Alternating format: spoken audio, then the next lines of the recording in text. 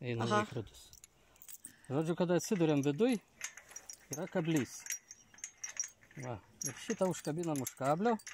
Spyna mūsų, sakysim, lieka čia prikabinta.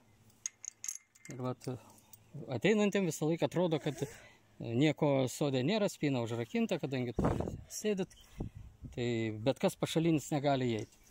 Dabar, kada reikia išeidinėti, užrakinti iš anos pusės, tai šitą veriam į šitą. Va. Vietos ten. Spyną verčiam taip, kad skylė nebūtų čia. O šitą skylė, kad nepribėgtų vandens. Vasarą ir ne. Bet kai įpranti, paskui ir žiemą tas pats gali gautis. Įprasi, užšals ir žiemą neįlysi pro šitą patį. Va. Perveriam, būtent perveriam. Aš čia radau taip pat sudėta. Krūva buvo.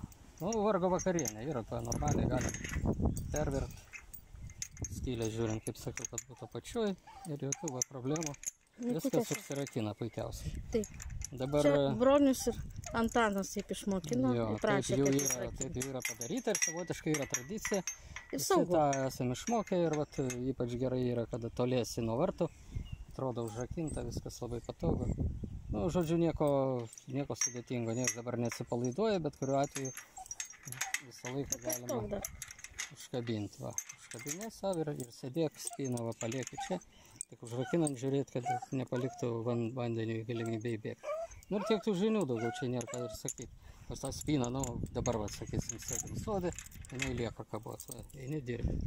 Reikia išeiti už to, atsikabinai. Prašau, guliai sėdi.